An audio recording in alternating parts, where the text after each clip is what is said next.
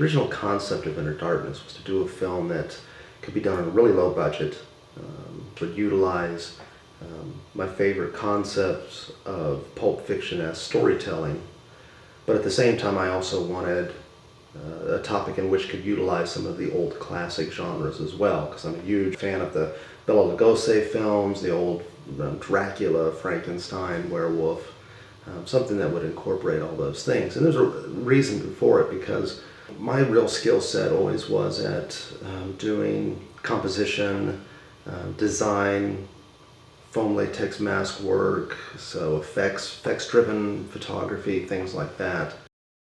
Character development to me is really what makes these types of films shine. Maybe you take and you mismatch characters. You take these characters and you put them into this role, and you see, how they'll respond in the same situations.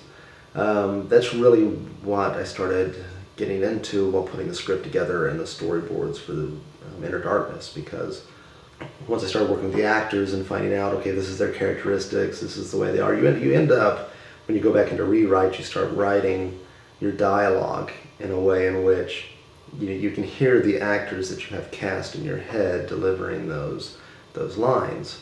You end up writing for them. Now, some of them were there from the inception, like Francis and Sabrina, the S&M renegade vampires, they were always there. And of course the main characters, Preston and Antonio, the vampire killers, writing the script, those were the first primary drivers of most of the dialogue. I knew that those characters really are what drive the film. They're always going to try to have some fun, because I figured that when you're living forever, when you have immortality, you start trying to make that torment, that hell, somewhat enjoyable. So that's why people always have a tendency, no matter what work environment they're in, they always have a tendency to develop these relationships and these personas in which they can have some good times while they're doing what they do every day to take care of business. And I felt the same thing would happen with Antonio and Preston, because they're tired of everything, but they know that they have a job to do. So they adapt to the situation, just the same as people adapt to family life, to work life, to all those different things.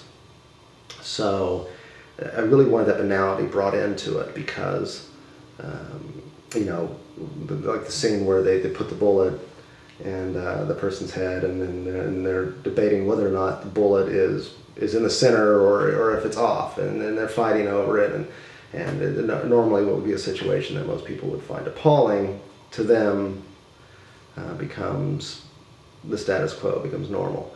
And I get a lot of that from talking to homicide detectives, because one thing that I always get from them when I discuss the job is homicide detectives have a tendency to understate, or to joke around with, or to break down the horrific reality and to convert that into some form of abstract black comedy, some sense of humor.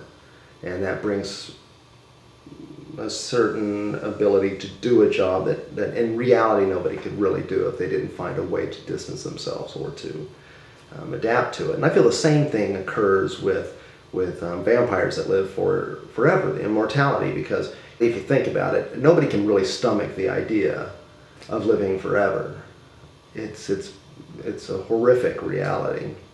Of course, they're all too terrified. They're needy characters. They don't want to give up the life that they have. But the truth is that they have a certain disdain for themselves, and they have to adapt to it.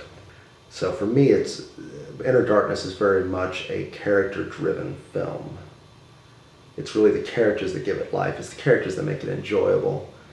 You're there to watch it. You know how it's going to unfold. You've got a really good idea, but you're just curious, okay, how are Preston and Antonio going to, react with it? How are they going to deal with it? And Vinny and Vincenzo, you never know how they're going to, how are they going to try to manipulate the situation? Because inevitably Dominic wants to manipulate everything. So I figured that, well, what the heck? When I'm writing the script, I like Dominic dominate and try to manipulate the script away from me the whole time I'm writing it. So that's inevitably what happens with it is you're writing the script a certain direction, and then you go, well, okay, I'm gonna let Dominic just basically steal the script from me in this scene, because that's what he does.